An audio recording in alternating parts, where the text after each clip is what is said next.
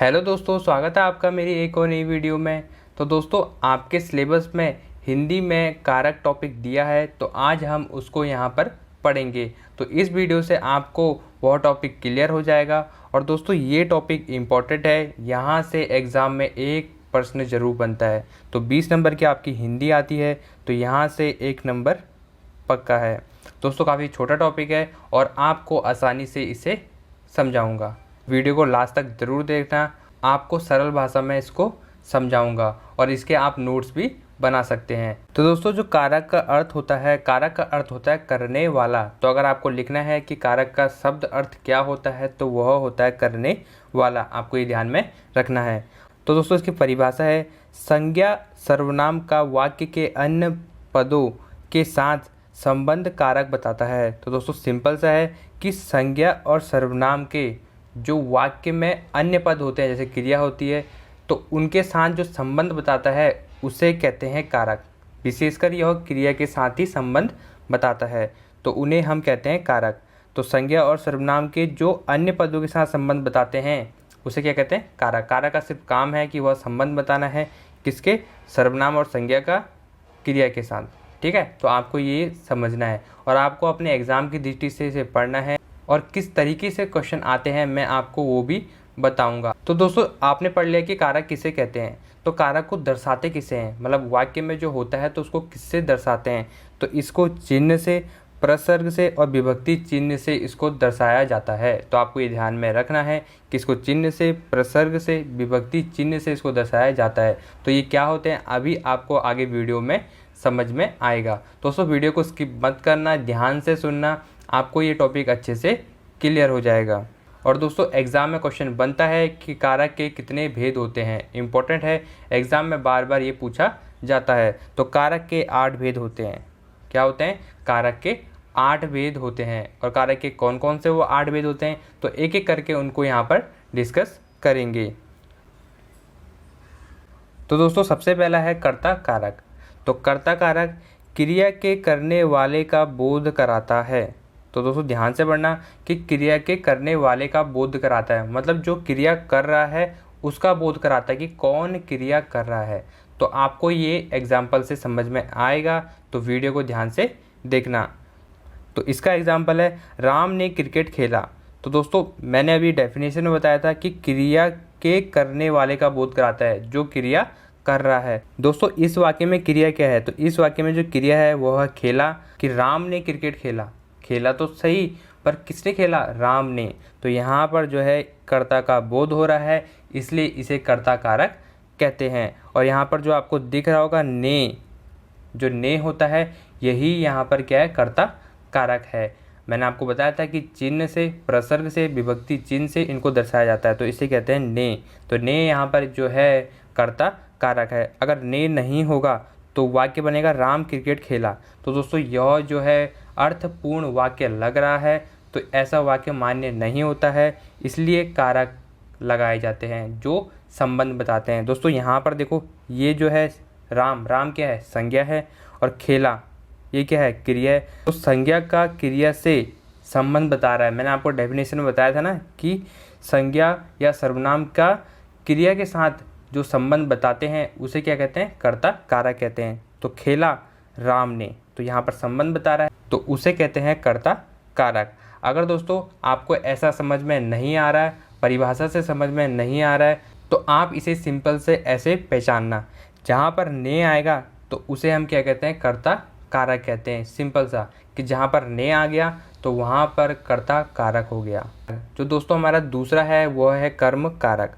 तो इसका परिभाषा क्या होती है? जिस संज्ञा पर क्रिया का प्रभाव पड़ता है। आप वाक्य में देखोगे तो जो क्रिया का प्रभाव है वह कर्म पे पड़ रहा है, तो उसे कहते हैं हम कर्म कारक। एग्जाम्पल से आपको अच्छे से समझ में आ जाएगा। राम ने रावण को मारा। तो दोस्तों, राम ने रावण को मारा, तो यहाँ पर जो क्रिया है वह क्या है? मारा। किसने मारा? राम ने। किसको? रावण को। ठीक है, मारा तो सही, किसको? रावण को मारा। तो इसका जो प्रभाव पड़ रहा है किस पे पड़ रहा है? वह रावण पे पड़ रहा है। और यहाँ पर जो रावण है वह क्या है? वह यहाँ पर कर्म है। दोस्तों, कर्म है, कर्ता मत करना। कर्ता कौन होता है? जो करने वाला होता है। मारा तो राम ने, तो वह क्या है, कर्ता है। परंतु जो रावण है वह क्या है, कर्म, जिस पे काम हो रहा है, मतलब उसको मारा, तो रावण को मारा, तो इसलिए यहाँ पर कर्म कारक है। दूसरा है श्याम ने मोहन को पीटा। तो दोस्तों श्याम ने मोहन को पीटा, तो यहाँ पर जो क्रिया हो रही है वो हो रही है पीटने की। किसको, मोहन को। यहाँ पर जो है कर्म पर प्रभाव पड़ रहा है किसका, क्रिया का। क्रिया क्या है, पीटा, तो इसलिए इसे कहा जाता है कर्म कारक कहा जाता है। दोस्तों अगर आपको ऐसे समझ में नहीं आ रहा तो आपको सिंपल सा देखना है, जहाँ पर को आएगा तो वहाँ पर कर्म कारक आता है। ठीक है, तो अगर आपसे कोई वाक्य में को दिखेगा तो आप उसे कहोगे कि यह कर्म कारक है। तो दोस्तों आपको ये भी ध्यान में रखना है कि राम ने रावण को मारा, यहाँ पर तो ने भी आ गया और को भी आ गया। अब आप सोचोगे कि यह तो कर्ता कारक भी हो सकता है। दोस्तों कर्ता कारक में मैंने आपको क्या बताया था कि क्रिया का बोध किससे होता है, कर्ता से हो रहा है। तो मारा, किसको मारा, राम को थोड़ी मारा है, मारा तो रावण को है। तो यहाँ पर जो है इसका बोध हो रहा है कर्म का, तो इसलिए इसे क्या कहा जाता है, कर्म कारक कहा जाता है। दोस्तों तीसरा है करण कारक। तो करण कारक किसे कहते हैं, पहले इसको अच्छे से जान लेते हैं। जिसकी सहायता से कार्य पूरा होता है, मतलब जिसकी सहायता से कार्य, कार्य मतलब होता है क्रिया, मतलब क्रिया जिसकी सहायता से पूरी हो रही है। जिस वाक्य में आपको क्रिया जो है किसी की सहायता से अगर पूरा हो रही है तो वहाँ पर करण कारक होगा। ठीक है, आपको ये ध्यान में रखना है। तो इसका एग्जाम्पल समझ लेते हैं, फिर ये तो आपको समझ में आ जाएगा। तो राम ने रावण को बाण से मारा। दोस्तों काफ़ी इजी है कि राम ने रावण को बाण से मारा। तो यहाँ पर जो क्रिया है, क्रिया क्या है, मारा। ठीक है, किससे, बाण से। दोस्तों बाण से आपको दिख रहा होगा यहाँ पर, तो यहाँ पर जो हो रही है सहायता हो रही है। ठीक है, क्रिया की सहायता हो रही है, मारा पर बाण से मारा, तो क्रिया की सहायता हो रही है यहाँ पर। तो बाण से यहाँ पर क्या हो जाएगा, करण कारक हो जाएगा। जहाँ पर से आता है या के द्वारा आता है वहाँ पर करण कारक आता है। ठीक है, राम ने रावण को बाण से मारा, तो मारा जो हो गई वो हो गई क्रिया, किससे, बाण से। अगर वाक्य ऐसे होता है कि राम ने रावण को मारा, ठीक है, बाण से नहीं होता, राम ने रावण को मारा, तो जो मारा तो है पर किससे मारा है यह तो इसमें नहीं बताया गया है। अगर राम ने रावण को बाण से मारा तो पता चल रहा है ना कि क्रिया में जो मारा है वो किससे मारा है, बाण से। तो इसलिए इसे क्या कहते हैं, करण कारक कहते हैं। और इसको पहचानने का तरीका यही है, जहाँ पर से या के द्वारा आपको दिखेगा वह करण कारक है। चौथा है संप्रदान कारक। दोस्तों संप्रदान कारक क्या होता है आपको अच्छे से समझ में आ जाएगा। जहाँ पर देने का भाव आता है, दोस्तों मैंने आपको सरल भाषा में बताया है, आपको हिंदी की कठिन भाषा में नहीं समझाया, क्योंकि कुछ अभ्यर्थियों की हिंदी कमज़ोर होती है तो वह कठिन शब्दों को नहीं समझ पाते। तो यहाँ पर देने का भाव जहाँ पर आता है, मतलब अगर हम किसी को कुछ दे रहे हैं तो वहाँ पर अगर ऐसा भाव आ रहा है तो उसे हम सिंपल सा संप्रदान कारक कहेंगे। ठीक है, तो इसके एग्जाम्पल पहले समझ लो। भिखारी को भोजन दे, तो दोस्तों आपको दिख रहा होगा कि यहाँ पर देने का भाव आ रहा है, तो यहाँ पर कौन सा कारक होगा, संप्रदान कारक होगा। आगे से आपको यह भूलना नहीं है।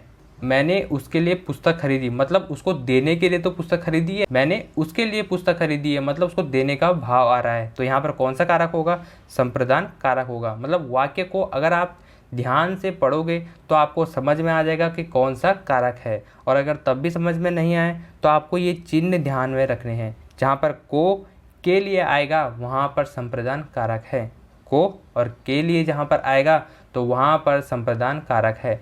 यहाँ पर को आ रहा है और यहाँ पर दोस्तों के लिए आ रहा है, तो कौन सा कारक होगा, संप्रदान कारक होगा। ऐसे भी पहचान सकते हैं। और जहाँ पर देने का भाव आता है उसे संप्रदान कारक कहते हैं, तो आप इसे ऐसे भी पहचान सकते हैं। पांचवा है अपादान। दोस्तों अपादान कारक क्या होता है आपको समझ में आ जाएगा। अलग या तुलना करने का भाव। दोस्तों सिंपल तरीके से लिखा है मैंने कि जहाँ पर अलग या तुलना करने का भाव आएगा, अलग कोई चीज़ को अलग करना या तुलना करना का भाव आएगा तो वहाँ पर अपादान कारक आएगा। सिंपल। दोस्तों पहला है बिल्ली छत से कूदी। तो दोस्तों बिल्ली जो है छत से कूदी, पहले बिल्ली छत में थी, पे कूदेगी नीचे। तो दोस्तों पहले वो छत पे थी, अब वो ज़मीन पे है, तो यहाँ पर देखो अलग डिफरेंस, मतलब अंतर आ रहा है, तो वहाँ पर कौन सा कारक होगा? अपादान कारक होगा। दूसरा, श्याम राम से सुंदर है। दोस्तों तुलना हो रही है कि श्याम जो है वह राम से सुंदर है, तो यहाँ पर श्याम और राम की जो है तुलना हो रही है, तो कौन सा कारक आएगा? अपादान कारक आएगा। और दोस्तों इसे कैसे पहचानोगे? जहाँ पर से दिखेगा वहाँ पर कौन सा कारक आएगा? अपादान कारक आएगा। और दोस्तों इससे पहले मैंने आपको बताया था कि कर्ण कारक में भी क्या आता है? से आता है। परंतु आपको कैसे पहचानना है? जहाँ पर अलग या तुलना करने का भाव आएगा वहाँ पर अपादान कारक है, और जहाँ पर जो क्रिया है वह किसी की सहायता से पूरी होगी तो वहाँ पर कर्ण कारक आएगा। यह तो बहुत सिंपल है, आपको अच्छे से समझ में आ जाएगा। एक दो बार एग्जाम्पल पढ़ोगे तो आपको ये अच्छे से समझ में आ जाएगा। छठा है संबंध कारक। तो दोस्तों संबंध कारक क्या होता है? किसी ना किसी का संबंध का भाव।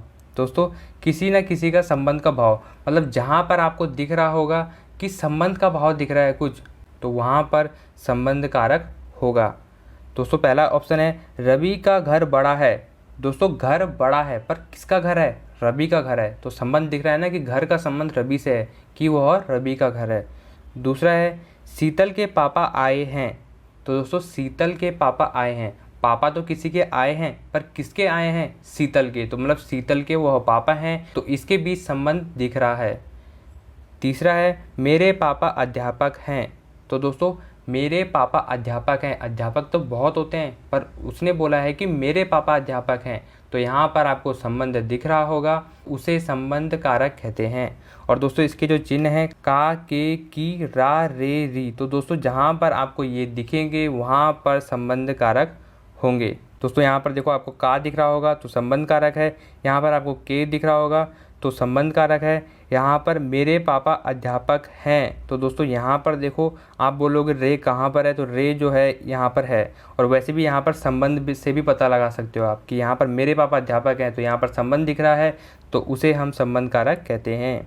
सातवां है अधिकरण कारक। दोस्तों सिंपल है, अधिकरण कारक क्रिया के होने का स्थान, समय, आधार पता चलता। तो जहाँ पर आपको क्रिया के होने का स्थान, तो दोस्तों किसका स्थान? क्रिया के होने का स्थान, समय, आधार पता चलता, उसे अधिकरण कारक कहते हैं। दोस्तों आधार पे ध्यान मत दो, आपको सिर्फ ये ध्यान रखना है कि स्थान और समय पता चलता है किसका?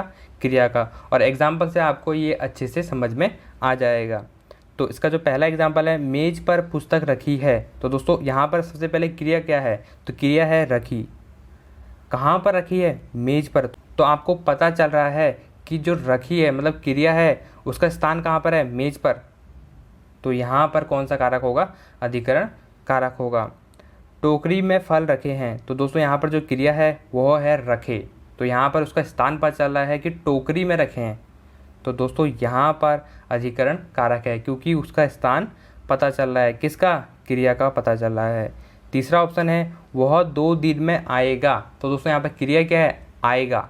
तो आएगा यहाँ पर क्रिया है, तो यहाँ पर 2 दिन में आएगा तो सही, पर कब आएगा? 2 दिन में। तो दोस्तों 2 दिन मतलब समय बता रहा है कि 2 दिन, क्रिया का जो समय बता रहा है उसे क्या कहते हैं? अधिकरण कारक कहते हैं। दोस्तों मैंने आपको पहले ही डेफिनेशन में बताया था कि क्रिया के होने का स्थान और समय जो बताता है उसे कहते हैं अधिकरण कारक। अगर आपको ऐसे समझ में नहीं आ रहा है तो आपको सिंपल से ये समझना है कि जहाँ पर में या पर आएगा तो उसे क्या कहा जाता है? अधिकरण कारक कहा जाता है। तो यहाँ पर दिख रहा होगा आपको पर, यहाँ पर में आ रहा है और यहाँ पर भी में आ रहा है, तो यहाँ पर कौन सा कारक होगा? अधिकरण कारक होगा। लास्ट है दोस्तों 8वां संबोधन कारक। तो संबोधन कारक क्या होता है? संज्ञा या सर्वनाम के जिस रूप से आश्चर्य, संकेत, पुकारने का बोध होता है वहाँ पर संबोधन कारक होता है। दोस्तों ये तो आप आसानी से पहचान लोगे। एग्जाम्पल, हे राम रक्षा करो, अरे यहाँ आओ। तो दोस्तों आपको सिंपल सा ऐसे पहचानना है कि जहाँ पर विस्मय बोधक आएगा चिन्ह वहाँ पर संबोधन कारक होगा। जहाँ पर ये चिन्ह विस्मय बोधक चिन्ह आएगा तो वहाँ पर कौन सा कारक होगा? संबोधन कारक होगा। और इसको आप ऐसे पहचानोगे, हे, अरे, अरे किसके लिए प्रयोग होता है? किसी को बुलाने के लिए। जहाँ पर विस्मय बोधक चिन्ह आएगा तो वहाँ पर संबोधन कारक होता है। तो दोस्तों ये थे कारक और कारक के भेद, इतना ही यह टॉपिक है। तो यह था कारक कारक और कारक के भेद तो हमने इस वीडियो में अच्छे से समझ लिए हैं। अगर आपको कोई चीज़ समझ में ना आए तो वीडियो को दोबारा देखें और कमेंट बॉक्स में भी मुझे कमेंट करके बता सकते हैं, मैं आपको उसका रिप्लाई ज़रूर दूंगा। तो दोस्तों मैं आपको बता दूं कि इससे प्रश्न कैसे बनते हैं। आपसे पूछा जा सकता है कि कारक क्या होते हैं। कारक जो है संज्ञा व सर्वनाम का अन्य वाक्यों के साथ संबंध बताते हैं, विशेषकर क्रिया के साथ। और दोस्तों आपसे ये भी पूछा जा सकता है कि कारक को किससे दर्शाते हैं, तो चिन्ह से, प्रसर्ग से और विभक्ति चिन्ह से। और क्वेश्चन ये भी आता है एग्जाम में कि कारक के कितने भेद होते हैं, तो कारक के 8 भेद होते हैं। और दोस्तों जो क्वेश्चन ज़्यादातर एग्जाम में आता है, वाक्य दिया होगा कि राम ने क्रिकेट खेला, इस वाक्य में है कौन सा कारक है। तो दोस्तों आपको पहचानना है कि ने आ गया तो सर ने बताया था जहाँ पर ने आएगा तो वहाँ पर कर्ता कारक है। दोस्तों आपको जो है ये चिन्ह याद करने हैं कि कर्ता जो है ने में होता है, कर्म जो है को में होता है, और उनकी परिभाषा भी आपको याद करनी है। जो कर्म कारक है इसमें थोड़ा सा कन्फ्यूज़न होता है, परंतु बाकी के जो है उसमें आप इजी तरीके से कर सकते हो। तो दोस्तों वीडियो आपको कैसी लगी कमेंट बॉक्स में ज़रूर बताएं।